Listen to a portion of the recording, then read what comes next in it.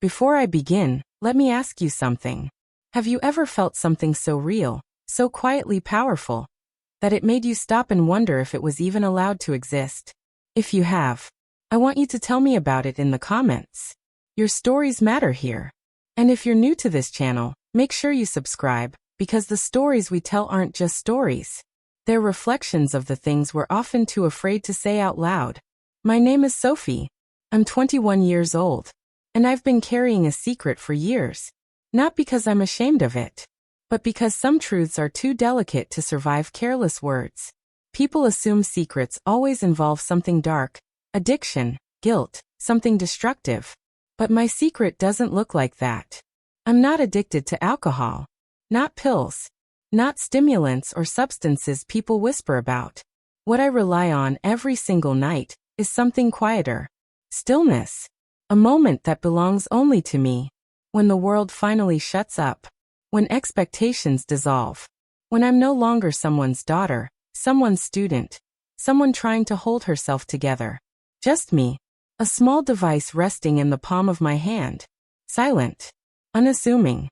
Lying on my nightstand like any other piece of personal technology. To anyone else, it would look ordinary. Forgettable, even. But to me, it became a ritual. A way to come back to myself in a world that never stops pulling you apart. It started when I was 18. That year marked my first real goodbye to childhood. I left my relative's house, packed everything I owned into mismatched boxes, and moved into a tiny state college apartment that smelled faintly of dust and old carpet. The nights there were different. No familiar footsteps. No background television noise. No voices drifting through walls. Just silence. And in that silence I learned something important. When the noise fades, you hear yourself more clearly than ever before. I didn't order the device immediately. I went back and forth for days, scrolling, closing the app, reopening it, questioning myself. When it finally arrived, I remember holding the package longer than necessary before opening it. When I tried it for the first time, it wasn't shameful. It wasn't forbidden.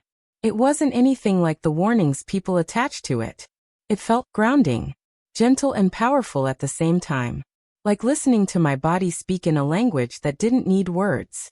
What began as something I did once a week slowly became part of my nightly routine. Not because I couldn't live without it, but because with it, I slept better. After a day of performing for the world, I needed a place where I didn't have to be impressive, interesting, or strong. Dim lights. Soft jazz playing from a tiny speaker. Curtains drawn tight against the city glow. No judgment. No expectations. Just me honest, quiet whole. And yet, afterward there was always this faint emptiness. Like the streaks rain leaves behind on glass after it dries.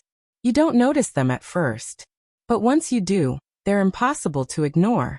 I'd lie there afterward, breathing slowly, staring at the ceiling, wondering why something that brought so much calm still left me feeling like something was missing.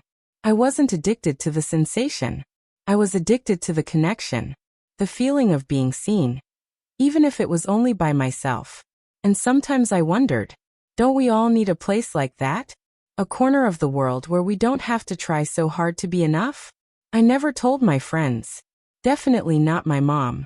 Because I was afraid that the moment I said it out loud, it would lose its power. That peace doesn't survive under fluorescent lights and awkward conversations. Everything stayed balanced, until it didn't. Because then my mom met someone new. And he moved in with us. His name was Lucas. And somehow, it was his presence, quiet, steady, unintrusive, that changed everything. He didn't crash into our lives. He arrived gently. I still remember the day he moved in. He placed his suitcase next to the shoe cabinet like it had always belonged there. No grand entrance. No loud introductions. Just a polite smile. A firm but respectful handshake. Then he turned and helped my mom unload grocery bags from the trunk like he'd been doing it for years. I didn't like him at first. Not because he was rude. Not because he overstepped. But because his presence shifted my world. Suddenly, cups weren't where I left them. Footsteps echoed through the kitchen earlier than I was used to. And my nighttime rituals felt exposed. I shortened my private moments. Listened for movement outside my door. paused whenever someone walked past. But Lucas wasn't like the men my mom had dated before. He didn't try to be charming, didn't dominate conversations, didn't perform. He was quiet, observant, and somehow always knew when to step back. Ironically, that's what made him stand out. A kind of quiet confidence that didn't need attention. He spent weekends fixing things around the house. Flickering lights, loose shelves, a wobbly stool my mom had already given up on. I'd find excuses to pass by. Laundry, trash, anything, just to glance at him from a distance. The faint silver threading through his hair, the solid way he moved, the faded tattoos trailing down his arm like stories he didn't feel the need to explain. He looked like someone out of a late-night drama, but felt calm, grounded, safe in a way I wasn't prepared for. Then I started dreaming about him. Not recklessly, not impulsively, more like confusion wrapped in curiosity, like something inside me was waking up without asking permission. At night, the device on my nightstand began to feel different. Less comforting, less complete, because my thoughts weren't just turned inward anymore. They were drifting toward someone else. I told myself I was being ridiculous. Lucas wasn't just some man. He was part of my home through my mother. Someone I was supposed to keep at a respectful distance. But emotions don't listen to logic. Every time he said goodnight before turning off the living room light, my heartbeat changed. Every time he said my name, just Sophie, it landed differently. Not kiddo, not sweetheart, just my name. And I hated that it made me feel alive in a way I hadn't felt in a long time. What unsettled me most was the way he looked at me. Not often, not obviously, but in fleeting moments. When I laughed, when our hands brushed reaching into the same drawer, his eyes would linger, not inappropriately, but meaningfully, like there was something unspoken hanging between us. I began to avoid his gaze, not because I didn't want to look, but because I wasn't sure I could stop myself from looking too long. My mind felt like a small crack in glass, invisible to everyone else, but I could see it spreading. And I knew, all it would take was one moment too close, one sentence said with too much feeling, and everything would shatter. After that realization, everything inside me shifted. Not dramatically, not all at once. It happened quietly, like a door you didn't realize was open, slowly drifting wider with every passing day. I started measuring time differently, not by classes or deadlines or meals, but by moments. Moments when Lucas was home, moments when he wasn't. When he was around, I felt hyper-aware of my own existence. The way I stood, the way I spoke, the way I laughed, whether it sounded too loud, too eager, too revealing. When he wasn't, the house felt hollow. And that scared me. At night, my familiar ritual lost its grounding effect. The soft jazz still played. The lights were still dim. The device still rested where it always had. But the connection wasn't the same. My thoughts refused to stay with me. They wandered. To the way Lucas leaned against the counter when he listened. To the sound of his footsteps on the stairs. To how he always paused before speaking, like he cared about choosing the right words. I wasn't longing for sensation anymore. I was longing for presence. And that realization made my chest tighten with guilt. I told myself I needed distance. So I created it. I stayed in my room when I heard his car pull in. I wore headphones without music playing, just to avoid conversation. I adjusted my schedule, so our paths wouldn't cross. But avoidance didn't quiet my thoughts. It amplified them. The more I tried not to think about him, the more he occupied the empty spaces in my mind. And beneath it all was the question I refused to answer. If feelings never become actions, are they still wrong? Every so often, life would force us into the same space. A shared kitchen. A hallway too narrow to pass without brushing shoulders. A casual hey, exchanged like it didn't mean anything. But it always meant something to me. One evening, my mom worked late. The house was unusually still. I stood in the kitchen, waiting for water to boil, watching steam curl upward like a restless thought. Lucas walked in quietly. I felt him before I saw him. "You okay, Sophie?" he asked gently. Not teasing. Not distracted. Present. I flinched. Not visibly but inside. "I'm fine," I said. Just tired. He didn't push. Didn't question. He poured himself a cup of tea and stood beside me in silence. It was such an ordinary moment that it almost broke me. Then our hands brushed barely. An accident. Nothing more. But the spark that raced through me felt anything but accidental. I pulled back too quickly. And that was when I knew. I wasn't imagining this anymore. From that night on, something unspoken followed us everywhere. Like a shadow that didn't belong to either of us individually, but existed only in the space between. I caught him glancing away when I entered a room.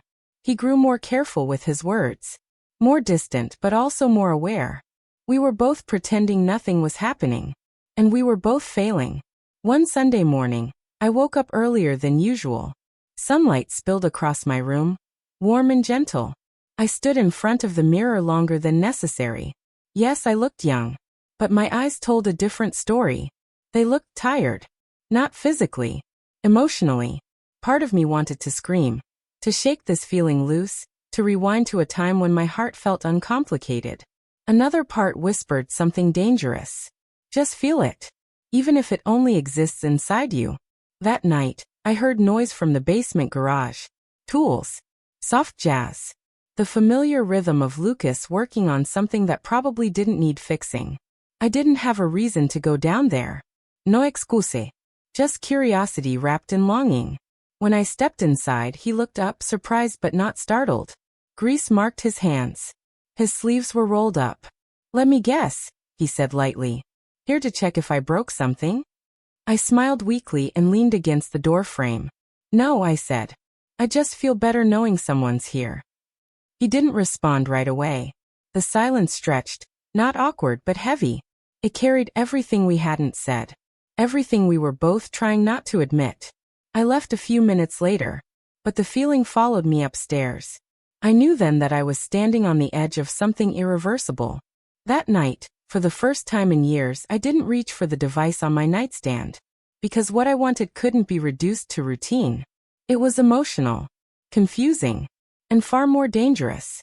The next morning, my mom was unusually cheerful. She kissed my forehead and announced she'd be gone for a 2-day work trip. Lucas will be home, she joked. Make sure he eats real food. I nodded calmly. Inside, my heart raced. 2 days. Just him and me. I told myself I could handle it. I told myself I was stronger than a feeling. But the moment the door closed behind her, the space between Lucas and me felt closer. Not physically. Emotionally. Like the walls themselves were listening. That evening, I found him in the living room reading under a soft yellow lamp. I hesitated at the bottom of the stairs. Not tired yet? I asked. He looked up and smiled faintly. You. I sat across from him, gripping my teacup too tightly. The silence stretched again. Then Lucas closed his book. Sophie, he said quietly. I think we've both been avoiding something. My breath caught. I thought I could manage it, he continued. But every time you walk into a room, I feel like I'm betraying something important. I feel it too, I whispered. The air thickened. I'm scared, I admitted. That one wrong step could ruin everything. Lucas nodded slowly. I'm scared too. He stood, stepping closer, but not touching. If you need distance, I'll give it, he said. But if you need honesty, I'm here. We didn't move. No lines were crossed. But the truth had finally been spoken. And that changed everything.